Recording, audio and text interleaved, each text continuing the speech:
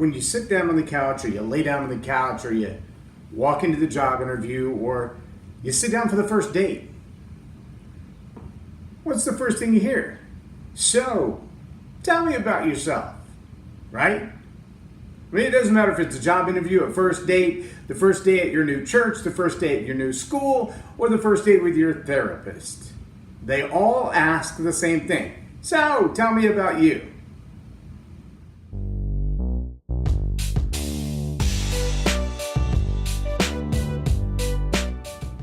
I'm J Loren Norris with Leading Leaders Podcast, and I want you to understand story power permeates every level of your life.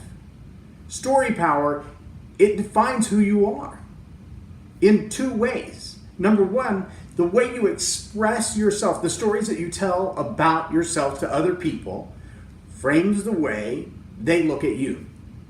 The things that you say about yourself in public cause people to look at you. Now, let me just warn you, because there are a lot of people who think they can create their own narrative. They can just make stuff up. But let me tell you, the world right now, their BS meters are really set to sensitive. And they know if you're running a line. People can tell if the story that you're telling them is all made up. There's also a bigger problem with the idea of creating the story, creating the narrative that tells people what you want them to know about you. I had a coaching client one time who had an opportunity for a big, huge radio interview, and they wanted to tell their story on the radio interview, and their expectation was, this is going to get me booked for a lot of speeches and a lot of interviews and a lot of opportunities behind this story. And I said, it will, except you have a problem, and that is the entirety of your story is all you have right now. And trust me when I say, not every life story is TED Talk worthy. Not every life story is book worthy. Not every life story is mini-series TV or film or movie worthy. Ask the professionals. Cameron Arnett, Cammy Arnett, he's one of the best in the industry at taking a story and making it a movie. My friends from PureFlix, taking a story and making it a movie. They do happen. And there are people like Abby Johnson whose story is a phenomenal story, and it's life-saving and life-changing. And the entirety of the story has to be told. But here's what I also know. In the job interview, what you usually get is a question that sounds something like, tell me of a time when you ... When you solved a problem for a client, when you were able to overcome conflict in the workplace, when you built a relationship with someone that other people had a hard time building a relationship with. And see, when you can answer those questions, not with a TED Talk, but with a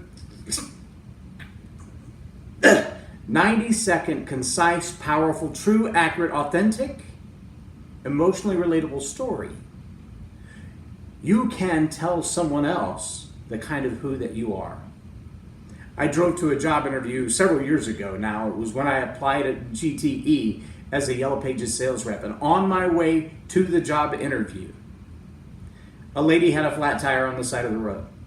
I saw her in her nice little dress, her nails done, her hair up. It was August, it was hot. And she was standing there with her phone and it looked like she was about to cry her eyes out.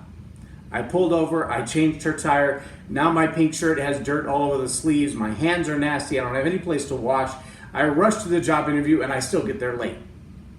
And by the time I get there and walk into the office, the person that's supposed to be interviewing me says, why should we even interview you? You're late. And I said, give me 90 seconds to tell you why I'm late and then decide.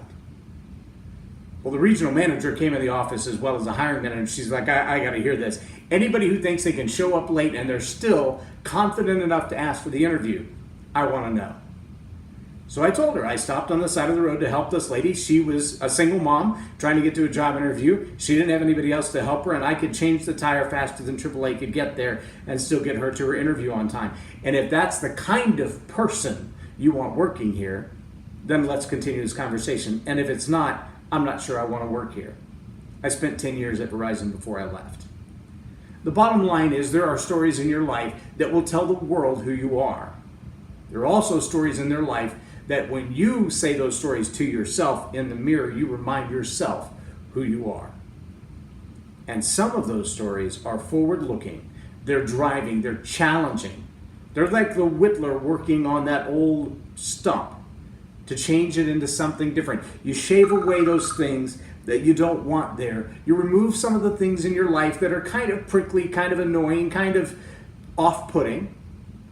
You shave on those a little bit. You change that story a little bit. You bring a little more confidence in. You get rid of some of that self-loathing and self-hatred and the shame from the mistakes you've made in the past.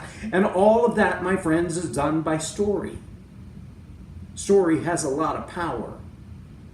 The stories that you tell change you. And the stories that you tell can change someone else's life or save it. Story power is very important. Now, I want to tell you, if you want to hear a full 45-minute teaching on that, you got a couple of hours. At 8:30, I'll be at Shady Oaks Baptist Church in Bedford-Euless area. It's right on Cavender Road. Just look up Shady Oaks Baptist Church. It's called Christian Business Nurturing. I'll be there from 8:30 to 9:30 today teaching on this topic.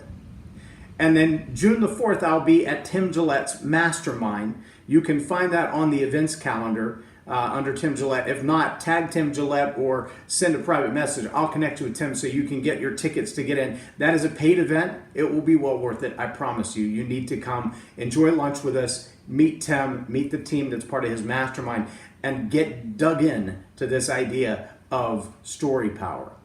And then on June 7th, we have the big workshop. It's about 6 hours, but that workshop will really take you through the processes of how do I craft a story? How do I take my TED Talk and find the incidences that will change lives and save lives, whether it's at the gas pump or in the line at the grocery store or face-to-face with my teenager as we're arguing about what time they're supposed to be home or how they influence the friends that are around them. Trust me, your story power is powerful. But if you don't learn to master it, you'll be like somebody with a butter knife chopping weeds or a machete trying to spread peanut butter. It can be a problem. I'm J Loren Norris with Leading Leaders Podcast for Tell It Like It Is TV. Have a blessed day.